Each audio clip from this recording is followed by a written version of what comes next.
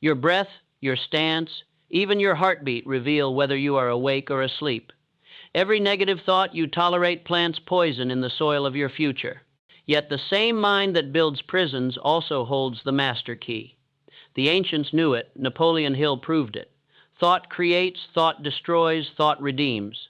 You are not a victim of your reality, you are its architect. Choose now to master your inner dialogue and watch the universe itself bend to your command. You have been living beneath the weight of thoughts that were never yours to carry. Every morning, you wake to voices that whisper of limitation, of delay, of doubt, and you accept them as if they were natural, as if negativity were written into the human design. But I tell you now, and I tell you with the force of law tested across decades of study, that negative thought is not your birthright. It is an invasion. It is a trespasser in the temple of your mind. And the moment you understand this truth, the moment you grasp that thought itself is raw material waiting to be shaped by your command, you will discover that the man who governs the language of his mind governs the trajectory of his destiny. What follows is not theory. It is not motivation dressed in pretty words. What follows is the systematic dismantling of every mental pattern that has kept you small and the installation of a new operating system built on purpose, repetition, and unwavering decision. You will learn how purpose becomes a fortress against mental drift. You will discover how the words you speak to yourself in silence become the architecture of your future. You will master the rhythm that turns scattered effort into compound power. You will understand why silence is not empty but electric, why your environment is not neutral but magnetic, and why decision without retreat is the only decision worth making. But more than knowledge, you will receive a protocol, a daily ritual with specific movements, specific words, specific measurements that transform philosophy into physiology. You will stand before your mirror and speak 11 declarations that rewire your neural highways. You will track your progress through 30, 60, and 90-day cycles with metrics that prove your evolution. You will learn to convert hours into ownership, to build systems that multiply while you sleep. And before this message ends, you will make a commitment so specific, so immediate, that your old self will have no room to negotiate. The world tells you that negative thinking is normal, that worry is wisdom, that fear is protection. The world lies. Negative thought is not natural. It is programmed. And what has been programmed can be reprogrammed, but only by those willing to take command of the invisible machinery that runs between their ears. That machinery responds to law, not to luck. It obeys pattern, not prayer. And the pattern begins with a single, unshakable truth. When you establish a definite chief aim and feed it through disciplined autosuggestion, reality has no choice but to bend. Think about this for a moment. When was the last time you woke with absolute clarity about your mission for the day? When did you last speak to yourself with the authority of someone who knows exactly where they're going? Most men drift through their mornings, through their years, through their lives, wondering why success feels so distant, why peace feels so fragile, why every victory feels temporary. They do not realize that without a central organizing principle, without a definite chief aim that dominates their mental landscape, their thoughts become a courtyard where any vagrant idea can set up camp. Andrew Carnegie did not build an empire through random effort or inspired guesswork. He operated through written objectives with specific deadlines and measurable outcomes. Every morning, he reviewed his aim. Every evening, he measured his progress. His mind was not a democracy where every thought got a vote. It was a monarchy where purpose ruled, and every other consideration had to bow or be banished. That is the difference between the man who builds and the man who struggles. One has a center that holds, the other has only motion without meaning. You must understand that negative thought thrives in vagueness. It multiplies in minds that have no fixed direction. When you don't know where you're going, every road looks wrong, every decision feels heavy, every setback confirms your worst suspicions about yourself. But the moment you write down your definite chief aim, the moment you commit it to paper with a specific outcome and a specific date, something profound happens. Your mind stops entertaining every possibility and starts organizing around one probability. The mental noise doesn't disappear immediately, but it loses its authority. It becomes background static rather than the commanding voice. Write your definite chief aim in one clear sentence. Not a paragraph of wishes, not a page of possibilities, but one sentence that cuts through confusion like a blade through smoke. Include a specific outcome, a specific date, and a specific metric that proves achievement. This is not a wish list for the universe. This is a command to your subconscious mind. This is the seed from which every other thought will grow, or against which every other thought will be measured. Read this aim aloud every morning with your voice firm and your posture straight. Read it again every night before sleep, not as a hopeful prayer, but as a done deal waiting to manifest. When you speak your aim with conviction, you're not asking for permission. You're issuing orders to the deepest parts of your psyche. You're telling every cell in your body, every circuit in your brain, that this is the organizing principle around which all resources must align. The mind without purpose is like a ship without a rudder, pushed by every wind, pulled by every current, never arriving anywhere worth being. But give that same mind a fixed destination, and watch how it begins to navigate through storms that would have sunk it before. Watch how problems become puzzles to solve rather than proof that you can't succeed. Watch how delays become preparation time rather than evidence of denial. I command wealth through wisdom. Say it now, not in your head but with your voice. I command wealth through wisdom. Feel how different that is from hoping, from wishing, from wondering. Command implies authority. It implies that you have the right, the responsibility, the requirement to direct resources toward your aim. When you command, you're not waiting for conditions to improve. You're creating the conditions through the force of your focused intention. But purpose alone is not enough. A destination without a vehicle remains a dream. That vehicle is constructed through the second principle, auto-suggestion and the discipline of inner speech. Every word you speak to yourself is a programming instruction to your subconscious mind. Most men do not realize this. They think their inner dialogue is just commentary, just observation, just harmless chatter. They do not understand that every repeated phrase becomes a command, every repeated doubt becomes a directive, every repeated fear becomes a framework. Thomas Edison understood this law perhaps better than any inventor of his time. When he set out to create the electric light bulb, he didn't just experiment with materials. He experimented with his own mind. He would sit in his laboratory and repeat his vision to himself, not once or twice, but hundreds of times. I will find the element that holds light. He didn't say, I hope, or I might, or maybe if conditions are right. He said, I will, and he said it with such frequency, such intensity, that his subconscious mind had no choice but to accept it as an assignment. 10,000 experiments, 10,000 so-called failures. But Edison never called them failures because his inner dialogue wouldn't permit it. Each experiment that didn't work was simply data, simply information, simply one more step toward the inevitable discovery. His self-talk created a mental environment where failure was impossible because failure was never spoken into existence.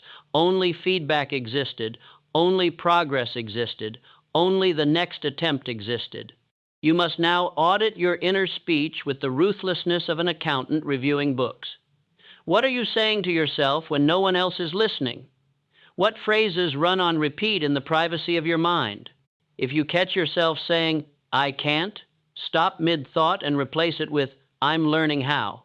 If you hear yourself thinking, this is too hard, interrupt and insert, this is making me stronger. If you notice the phrase, I'm not ready, override it with, I begin before I'm ready. This is not positive thinking in the weak sense of pretending problems don't exist. This is mental architecture, the deliberate construction of thought patterns that support your aim rather than sabotage it. When you change your inner dialogue, you change the instructions your subconscious is following. And your subconscious, which controls far more of your behavior than your conscious mind ever could, begins to guide you toward experiences that match your new programming. Create what I call command phrases, short declarations that you can fire at negative thoughts the moment they appear. I act. I advance. I complete. 3 words, each one a verb, each one a commitment to motion rather than meditation on problems. When doubt rises, you don't debate with it. You don't analyze it. You don't give it the dignity of your attention. You simply fire your command phrase and move to the next action. Take this practice further. Write your command phrases on small cards and place them where your eyes will find them throughout the day. On your bathroom mirror, I speak law. On your desk, I build value. On your dashboard, I move with purpose. These are not decorations. They are mental ammunition, loaded and ready to fire the moment your thoughts drift toward defeat. But here's what most people miss about autosuggestion. Emotion is the electricity that powers the program. You can repeat phrases all day, but if they're spoken without feeling, they're just noise.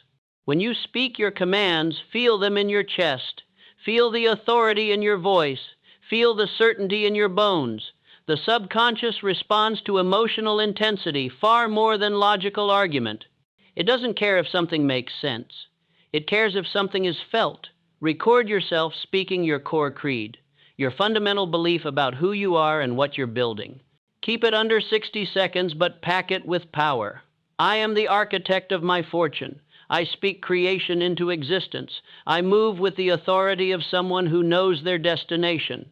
My thoughts serve my purpose. My words build my world. I am not hoping for success. I am constructing it, one decision at a time.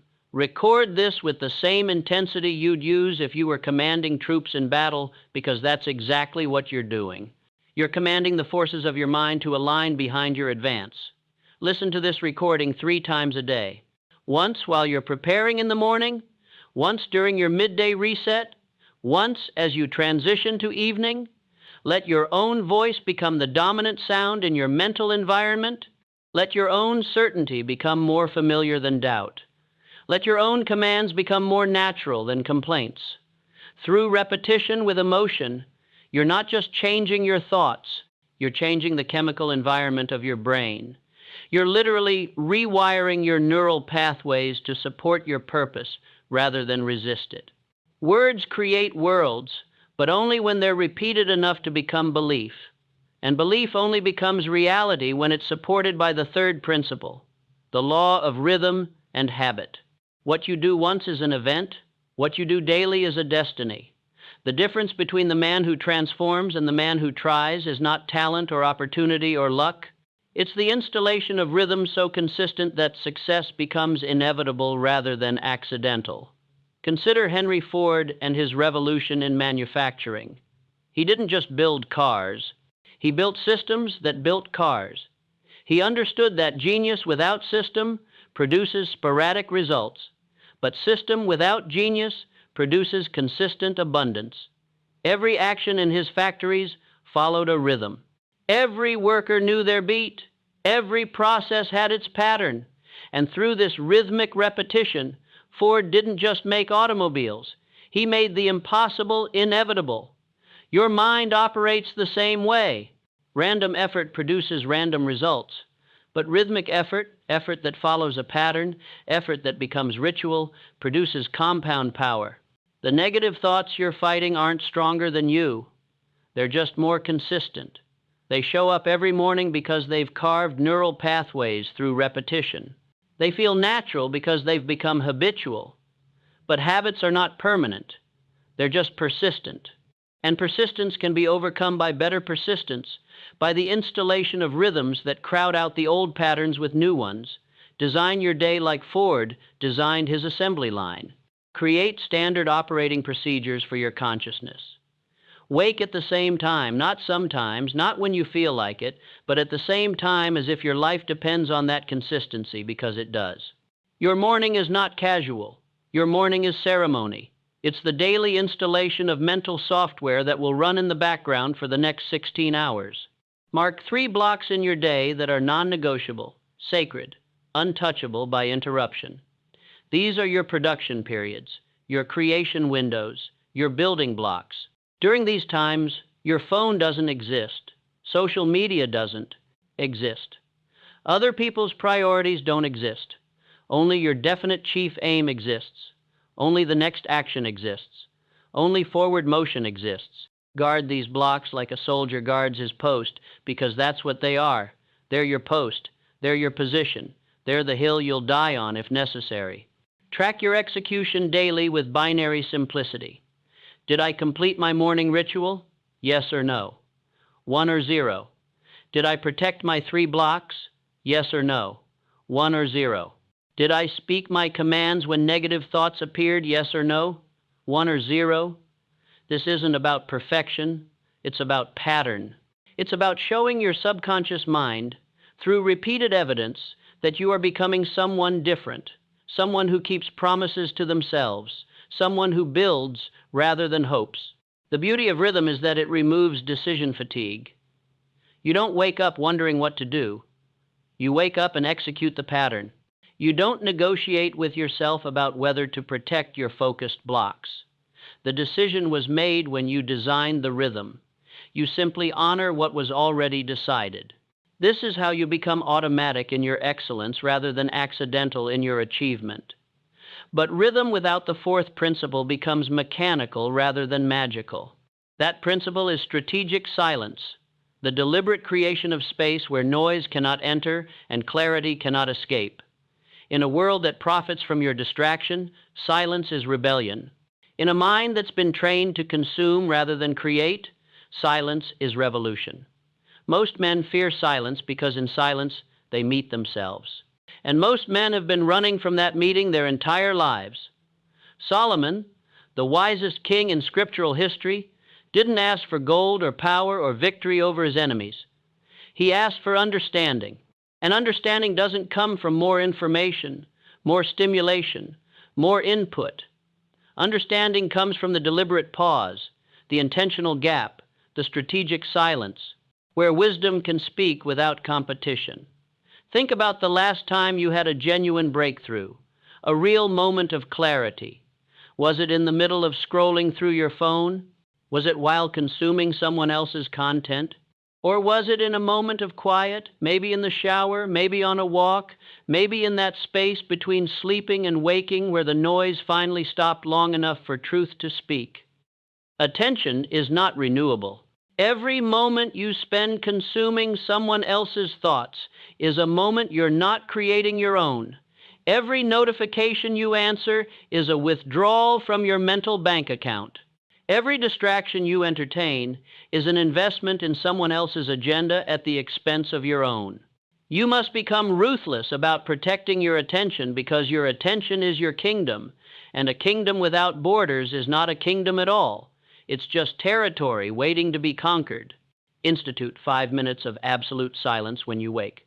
Not meditation in the complex sense, not prayer in the religious sense, just silence. Sit with your spine straight and your eyes closed and simply exist without input, without output, without agenda. Let your mind settle like water that's been stirred. Let the sediment sink to the bottom. Let the surface become clear. In this clarity, you'll begin to hear the voice that's been trying to speak to you, the voice of your own wisdom, your own knowing, your own direction. Add another 5 minutes of silence in the afternoon, that crucial transition point where morning becomes evening, where energy either renews or depletes. This is not a luxury. This is maintenance. This is the conscious clearing of mental cache, the deliberate deletion of accumulated noise. Without this reset, you carry the morning's chaos into the evening's creation. Without this pause, you never actually transition. You just continue in an endless stream of reaction. Complete the pattern with 5 minutes of silence before sleep. This is not the silence of exhaustion. This is the silence of conclusion, the conscious closing of the day's mental tabs. In this quiet, you're not just resting, you're reviewing. What worked today? What didn't? What will you adjust tomorrow? But more importantly, you're creating space for your subconscious to process, to sort, to file away the day's experiences in ways that serve your purpose rather than scatter your focus. Remove your phone from your bedroom entirely. This is not a suggestion. This is a requirement. The bedroom is for restoration, not stimulation. It's for dreams, not scrolling. It's for the kind of deep rest that only comes when your mind knows it's truly off duty. Your phone is not your alarm clock. Buy an actual alarm clock. Your phone is not your morning newspaper. The news will wait. Your phone is not your connection to the world. Your purpose is your connection to the world. I govern my attention. Say it now. I govern my attention. Feel the authority in that statement. You're not asking for permission to focus. You're declaring dominion over your own consciousness. You're stating, as a matter of law, that your attention is yours to direct, not the world's to steal. When you govern your attention, you govern your energy. When you govern your energy, you govern your output. When you govern your output, you govern your outcomes. In the silence, you'll discover something profound. The negative thoughts that seem so loud, so urgent, so convincing, they're actually quite weak. They require constant reinforcement, constant repetition, constant noise to maintain their illusion of power.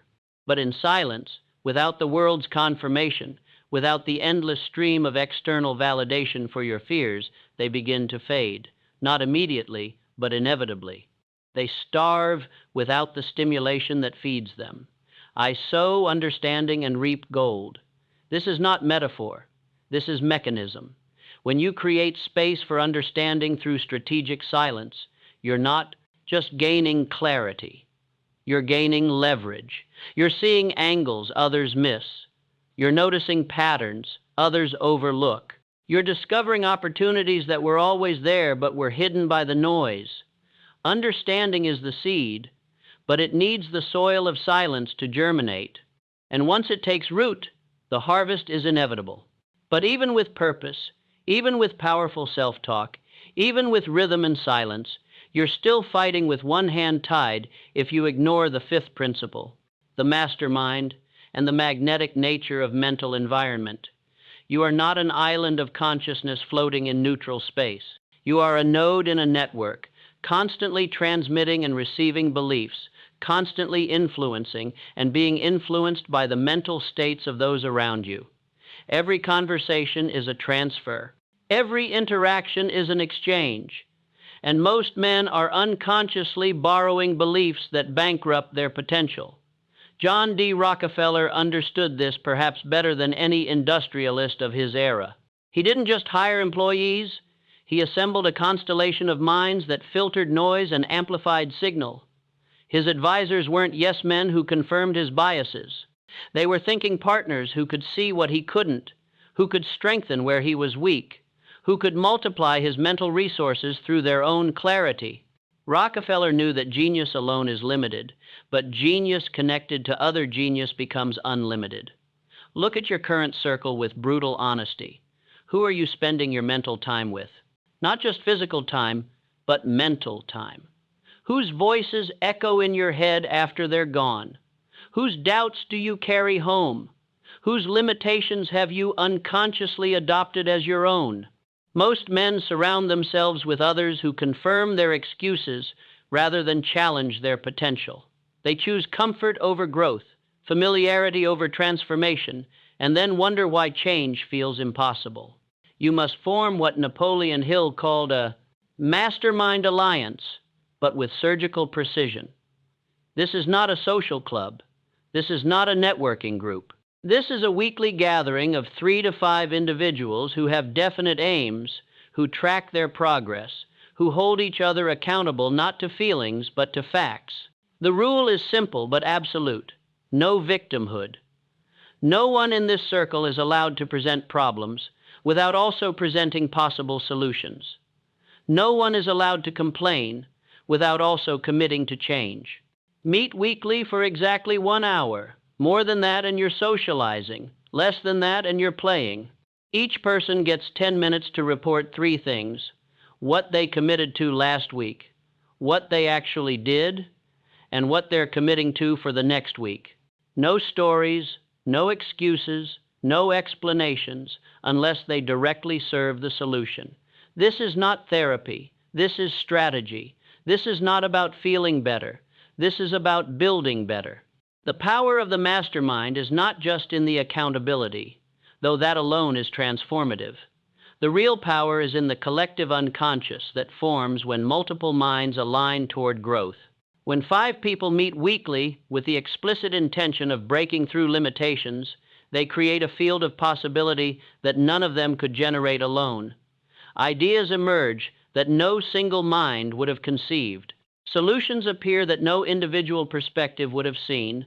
Courage multiplies because fear divides when shared among warriors rather than worriers.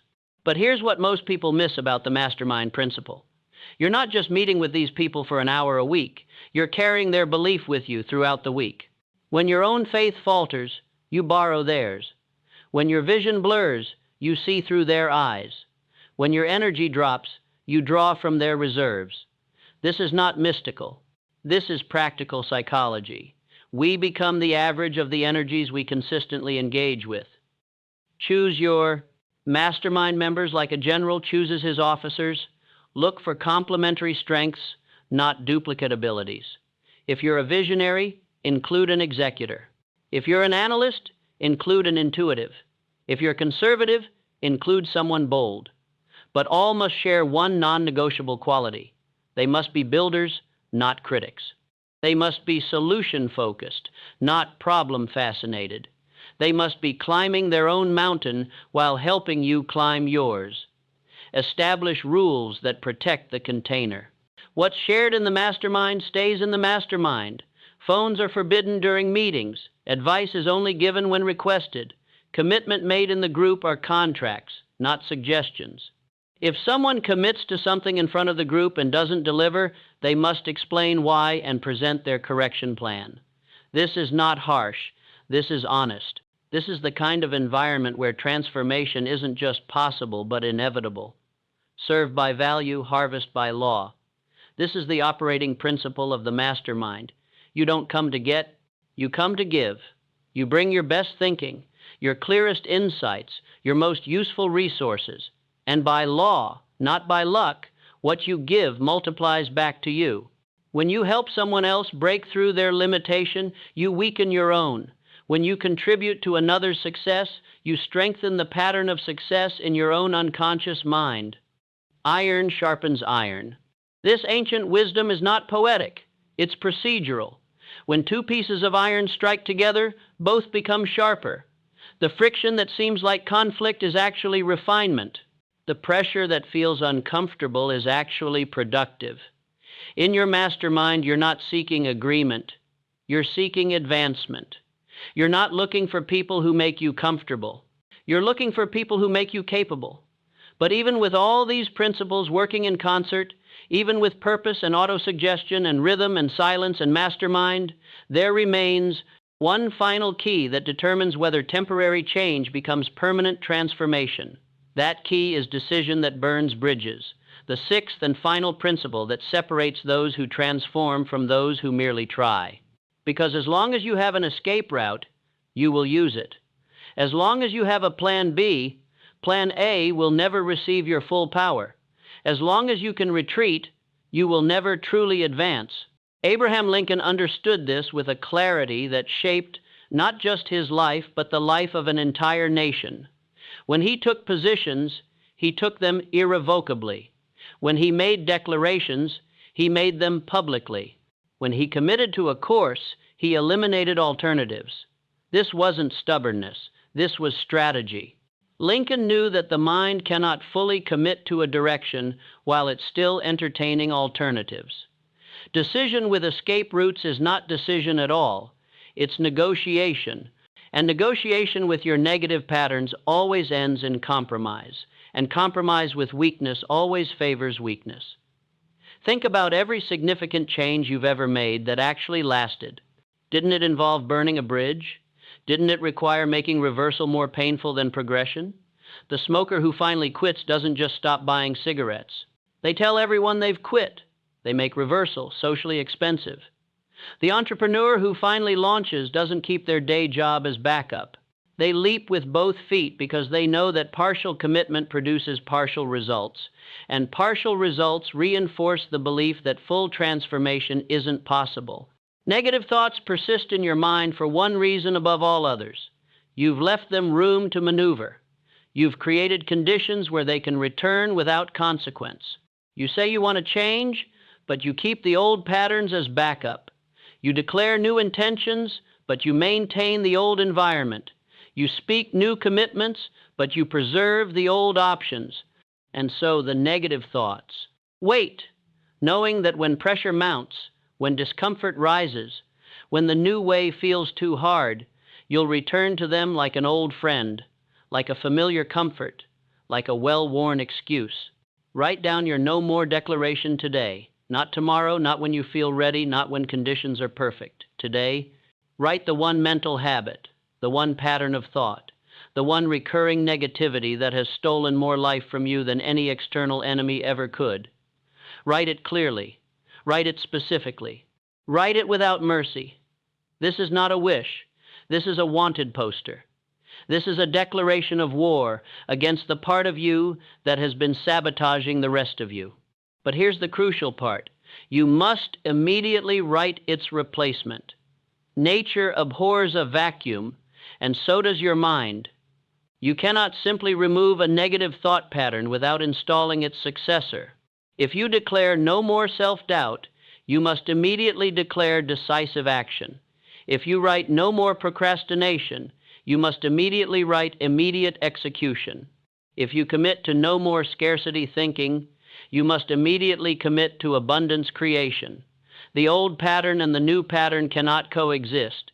One must die for the other to live. Sign your declaration. This is not symbolic. This is psychological. When you sign your name to a commitment, you engage a different part of your brain. You activate the same neural pathways that fire when you make legal commitments, financial commitments, relationship commitments. Your signature is your bond, and your unconscious knows it. When you sign your declaration, you're not just making a promise. You're creating a contract with your future self. I do not wait for freedom. I build it now. Say this with the authority of someone who has already decided. I do not wait for freedom. I build it now. Freedom from negative thoughts is not granted. It's constructed. It's not discovered. It's designed. It's not hoped for. It's hammered out. Through daily decision, through moment-by-moment choice, through the 1,000 small victories that add up to total transformation. Burn the boats. This was the command Cortez gave when he landed in the New World. With the boats burned, his men had only two options: conquer or die. Retreat was no longer possible, so advance became inevitable. You must burn your mental boats. You must make returning to negative thought patterns more painful than pushing through to new ones. Tell someone about your commitment, someone who will hold you accountable, someone who will ask you about it. Someone whose opinion matters enough that disappointing them would cost you more than the discomfort of change. But decision without system is just drama. This brings us to the ritual, the daily practice that transforms all these principles from philosophy into physiology, from concept into conquest. What I'm about to give you is not a suggestion, it's a prescription. It's not a good idea. It's a required protocol. Because transformation doesn't happen in your head. It happens in your habits. It doesn't occur in understanding. It occurs in action. And action without system is just motion. System makes it momentum. Tomorrow morning, you will wake at 5:30. Not 5:35, not 5:45, not when you feel like it, 5:30.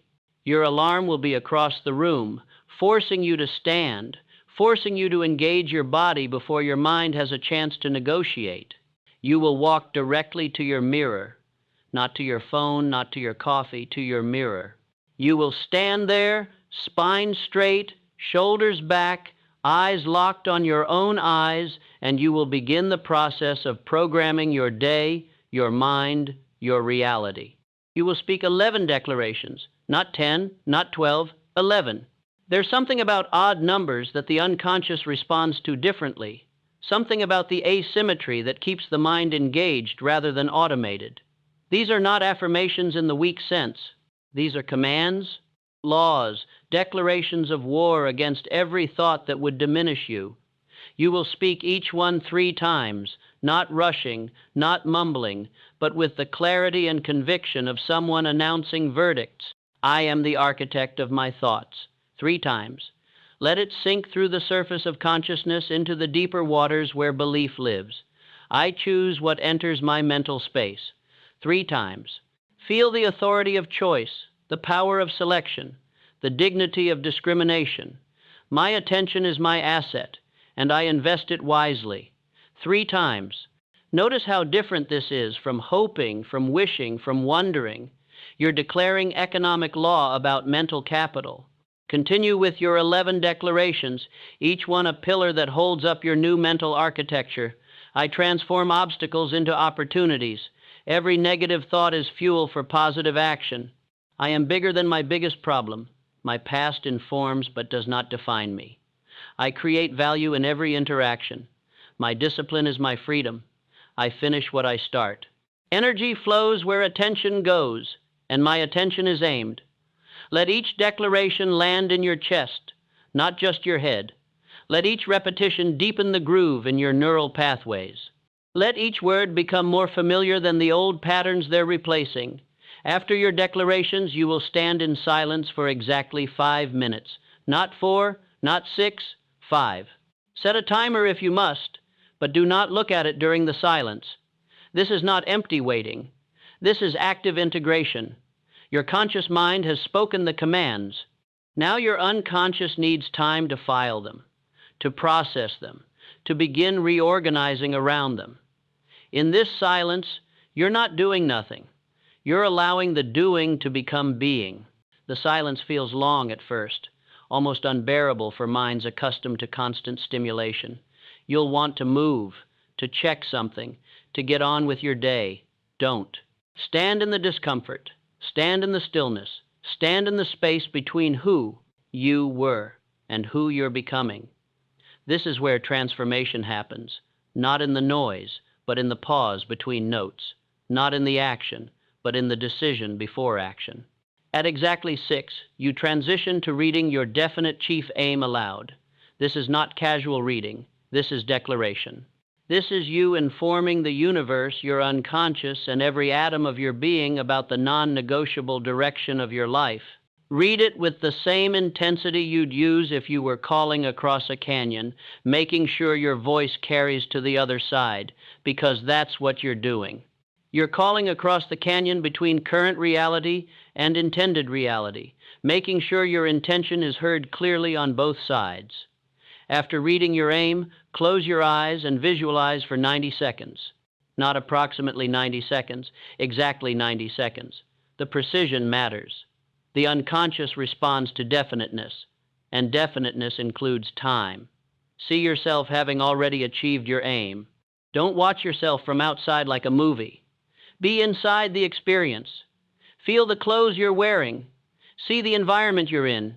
Hear the sounds around you. Make it so real that your nervous system can't tell the difference between visualization and memory. Now write one micro action that proves obedience to your aim today. Not a big action, not a dramatic gesture, a micro action. Something so small that not doing it would be embarrassing. If your aim is building wealth, your micro action might be researching one investment term you don't understand. If your aim is better health, your micro action might be doing 10 push-ups. If your aim is a better relationship, your micro action might be sending one appreciative text. The size doesn't matter. The consistency does. You're proving to your unconscious every single day that you're someone who acts on their intentions. At noon, you take what I call a pit stop for attention. For 3 minutes, you stop whatever you're doing and breathe consciously. Not the shallow chest breathing of stress, but deep belly breathing that signals to your nervous system that you're safe, you're in control, you're choosing your response rather than reacting to stimulation. After the breathing, you repeat 3 combat affirmations, short phrases designed to interrupt the negative patterns that accumulate through the morning. These combat affirmations are different from your morning declarations. They're tactical rather than strategic. They're designed for the battlefield of the day rather than the blueprint of your life. I choose my response. This too is serving me. I am exactly where I need to be. Simple phrases that pull you out of reactive mode and back into creative mode. Simple reminders that you're the author of your experience, not the victim of it. Twice a week, at 6 p.m., you gather with your mastermind for exactly 15 minutes. This is not a full meeting. This is a check-in, a quick sync, a mutual reinforcement of commitment. Each person gets 5 minutes to report their metrics, their obstacles, and their next 24-hour commitment. No stories, no explanations, no excuses, just facts and futures. What did you measure? What got in the way? What will you do before we speak again?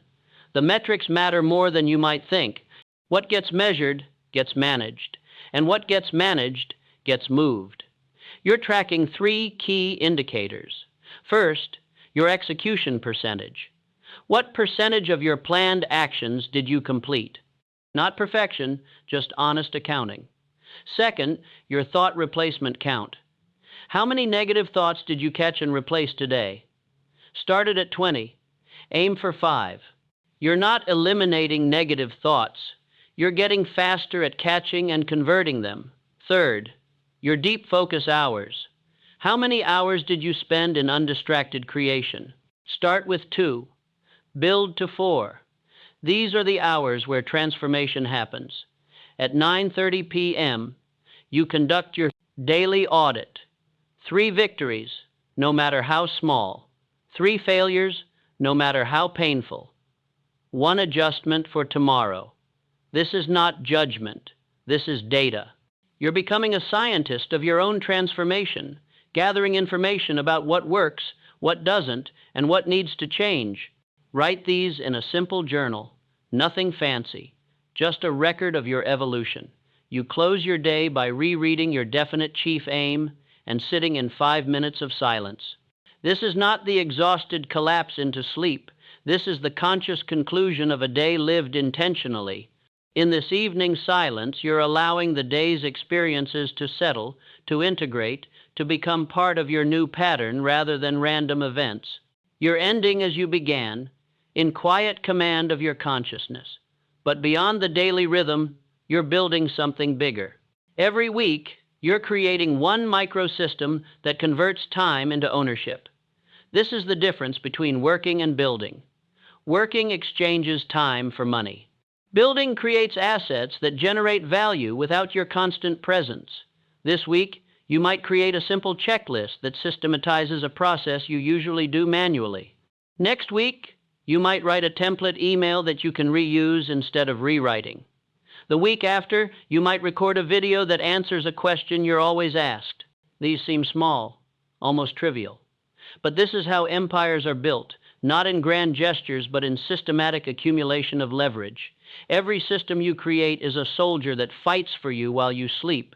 Every process you document is a machine that produces without your presence. Every template you build is a multiplier of your time. You're not just managing negative thoughts.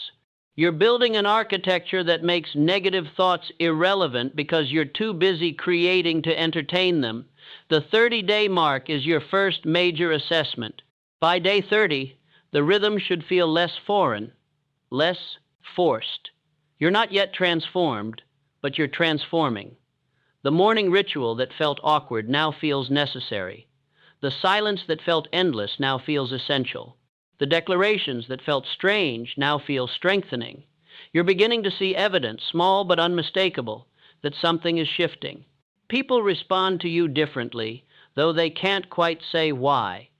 Opportunities appear that seem coincidental but aren't.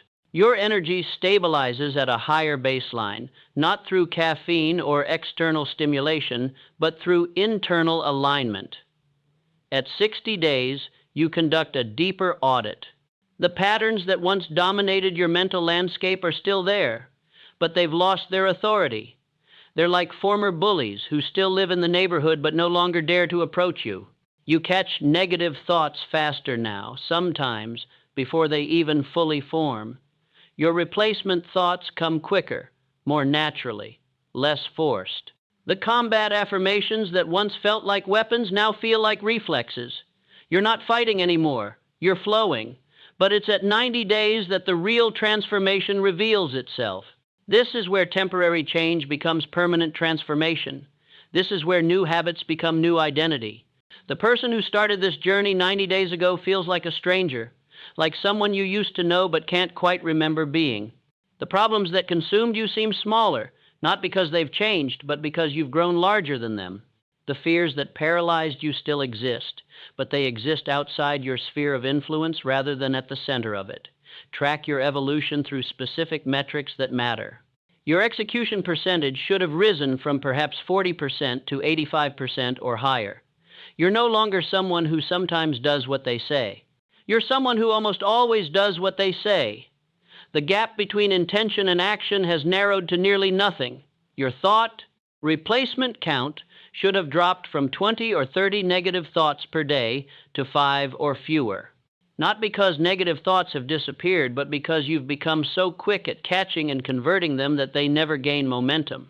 Your deep focus hours should have expanded from 2 hours per day to 4 or more. This is where the real work happens, where value is created, where transformation takes place. These 4 hours of undistracted creation are worth more than 12 hours of scattered effort.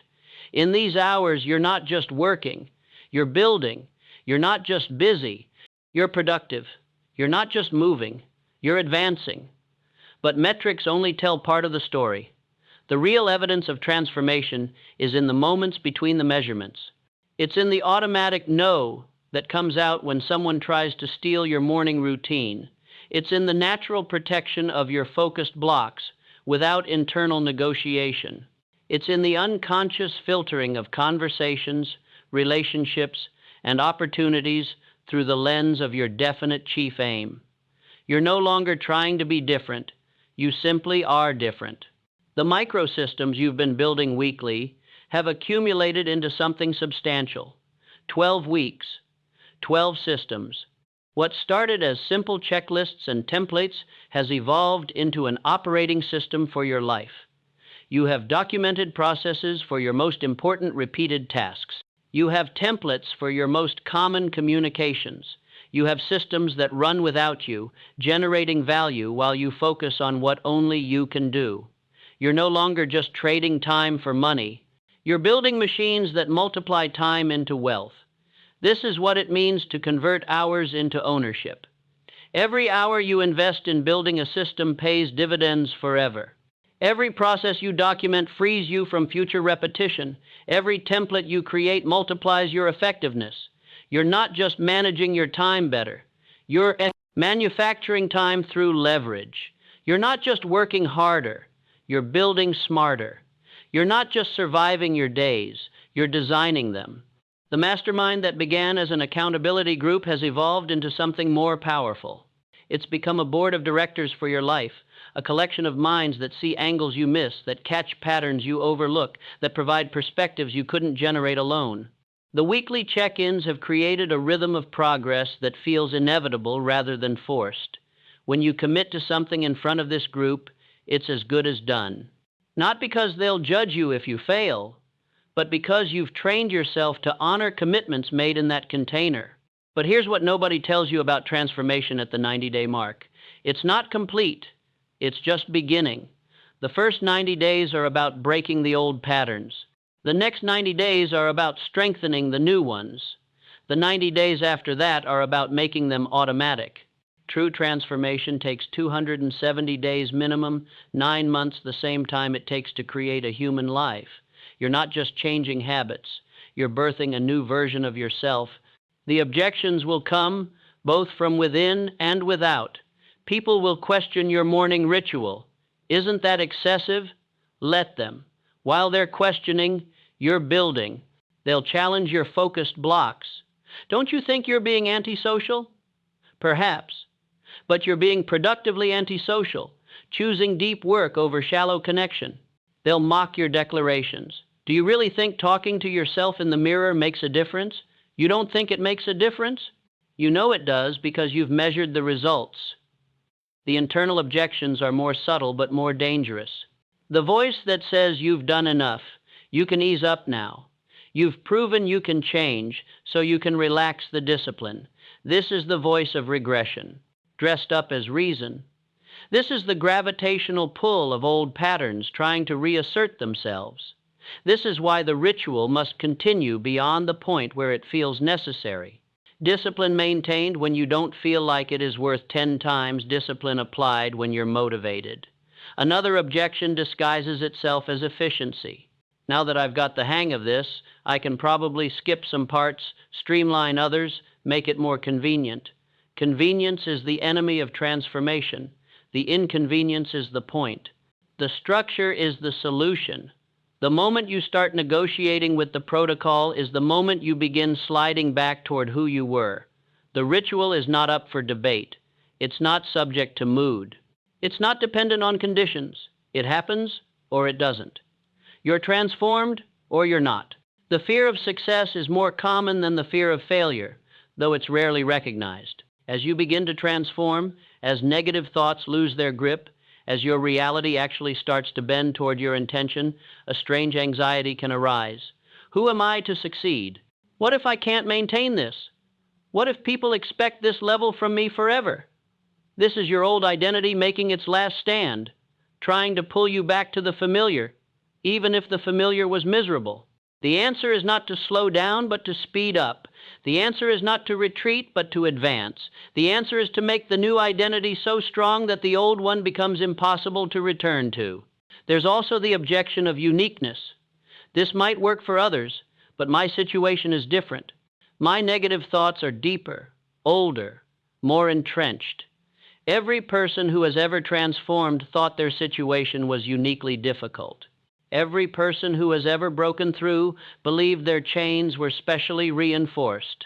Your situation is unique in its details, but universal in its structure. The laws that govern transformation don't care about your particular variety of struggle. They only care about your application of principle. The final objection worth addressing is the plateau. Around day 45, maybe day 60, you'll hit a wall where progress seems to stop.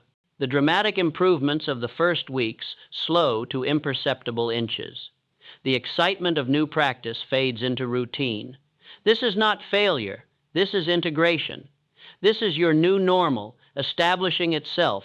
This is the deceptive middle where most people quit, not realizing they're one push away from breakthrough. The plateau is not a stop. It's a gathering of forces for the next leap. Today I speak law, act without escape routes, and prove through completion. This becomes your operational oath, the phrase that governs your next 24 hours. Not your next week, not your next month, your next 24 hours, because transformation doesn't happen in the future. It happens in the next decision, the next action, the next word you speak to yourself when no one is listening. Let me paint you a picture of what 90 days from now looks like if you follow this protocol without negotiation. You wake before your alarm, not because you're anxious, but because your body has internalized the rhythm. You stand before your mirror, but you no longer see a person trying to change. You see a person who has changed. The declarations come naturally now, not as hopeful wishes, but as simple statements of fact. The silence doesn't feel empty anymore. It feels full, pregnant with possibility, rich with potential. Your days have a different quality. Problems still arise, but they arise outside of you rather than within you. Challenges still exist, but they exist as puzzles to solve rather than proofs of inadequacy. You move through your focused blocks with the concentration of a surgeon, the creativity of an artist, the determination of an athlete. You're not forcing productivity, you're flowing in it. You're not managing time, you're multiplying it. The people around you have started responding differently, though they can't quite articulate why. You speak with more certainty, not arrogance, but clarity. You move with more purpose, not rush, but rhythm. You decide with more speed, not recklessness, but confidence. You've become someone others want to follow, not because you're trying to lead, but because you're clearly going somewhere worth going. Your evening audit has evolved from critical assessment to grateful acknowledgement. The 3 victories are easier to find because you're creating more of them. The 3 failures are harder to identify because you're making fewer mistakes, and the ones you make are more intelligent, more experimental, more growth-oriented. The adjustment for tomorrow is more precise, more targeted, more effective because you know yourself better. You know your patterns, your triggers, your tendencies, and most importantly, you know your power. But the most profound change is the one nobody sees. It's the silence where chaos used to live. It's the peace where panic used to reign. It's the certainty where confusion used to dominate.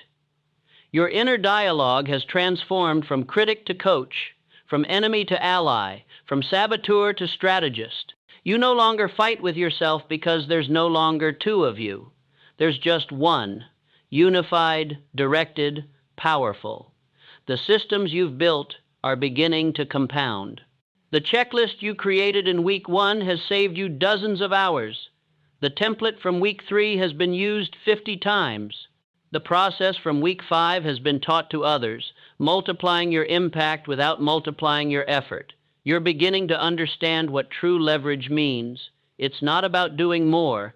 It's about building things that do more without you. Your mastermind has become more than a meeting. It's become a force multiplier.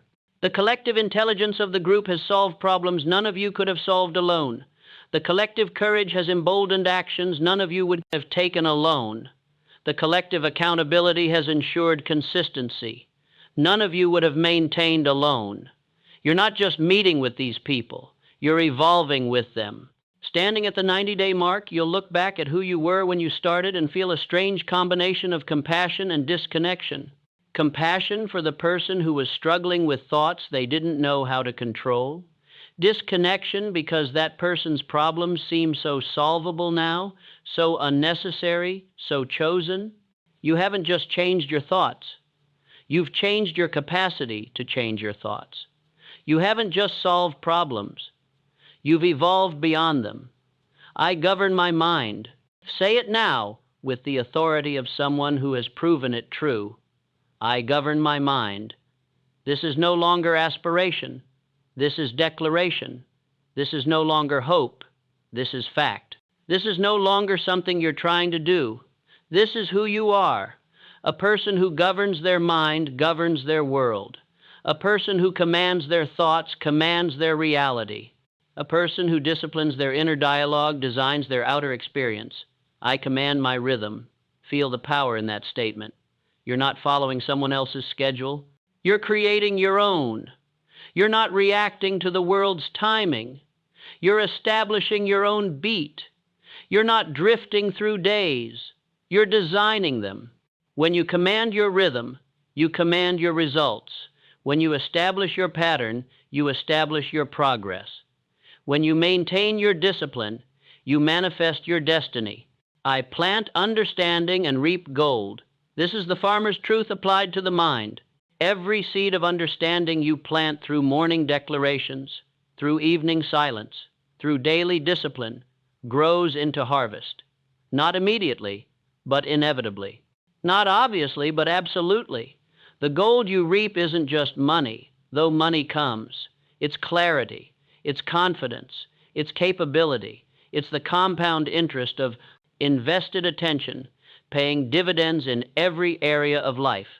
I do not chase riches. I command them by wisdom. This is the final evolution of understanding. You stop running after success and start creating conditions where success runs to you. You stop begging for opportunities and start building capabilities that opportunities seek. You stop hoping for change and start being the change. When wisdom leads, riches follow. When understanding guides, abundance grows. When discipline decides, destiny delivers. Now comes the moment of commitment. In 20 minutes, not tomorrow, not later today, in 20 minutes, you will take 3 actions that begin your transformation.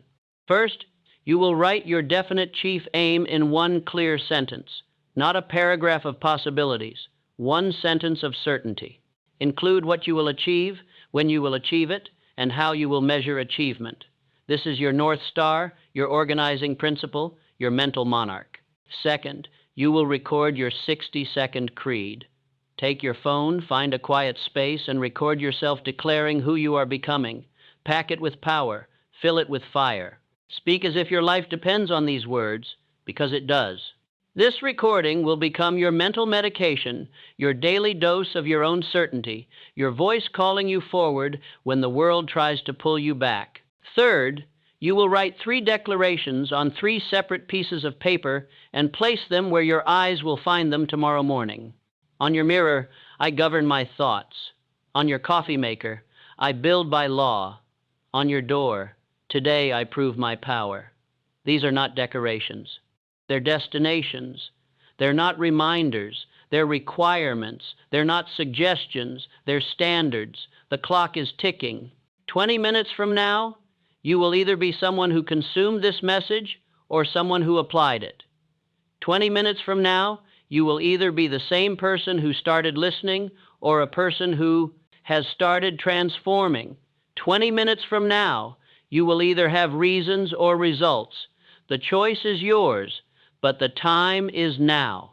Tomorrow morning at 5:30, your transformation begins, not with the alarm, but with your response to it. Will you hit snooze and return to the comfortable prison of old patterns? Or will you rise and walk to your mirror like someone approaching an altar, ready to speak new life into existence? Will you stand in silence like someone afraid of their thoughts? Or will you stand like someone commanding them?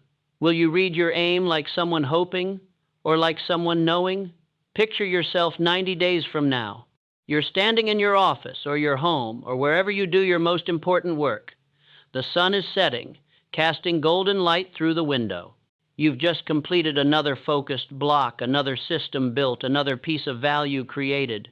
Your phone has been silent for hours, not because it's not ringing, but because you've trained the world to respect your rhythm.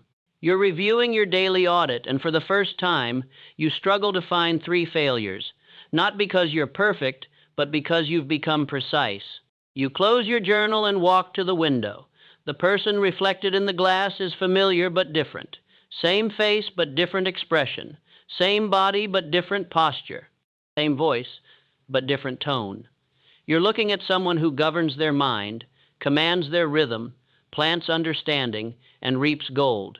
You're looking at someone who doesn't chase success but creates conditions for success.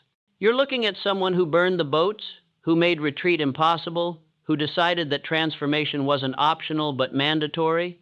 That person is you, 90 days from now, if you execute the protocol without negotiation. That person is you, waiting to be born through discipline. That person is you, demanding to emerge through decision. But that person only exists if this person, the one listening right now, takes action in the next 20 minutes. Not dramatic action, not perfect action, just action.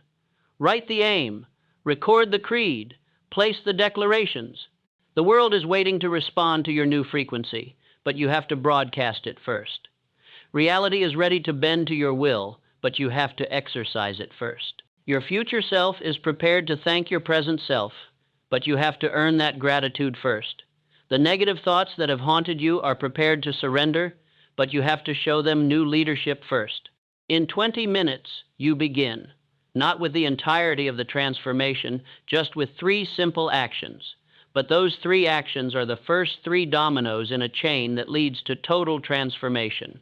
Those 3 actions are your declaration of independence from mental mediocrity. Those 3 actions are your enrollment in the University of Self-Mastery. The door is open. The path is clear. The protocol is defined. The only variable is you. The only question is now. The only answer that matters is yes. Yes to discipline. Yes to decision. Yes to the daily ritual that rewrites destiny. Yes to becoming who you were always capable of being but never quite committed to becoming. Your negative thoughts have had their run. They've had years, maybe decades, to prove their worth, and what have they produced? Delay, doubt, and diminished dreams. It's time for new management. It's time for new mental leadership. It's time for you to take the throne of your own consciousness and rule with the wisdom of someone who finally understands that thoughts are not facts, they're choices. And from this moment forward, you choose differently. The clock is ticking. 20 minutes, 3 actions, 1 decision. Your transformation awaits your command. Give it now.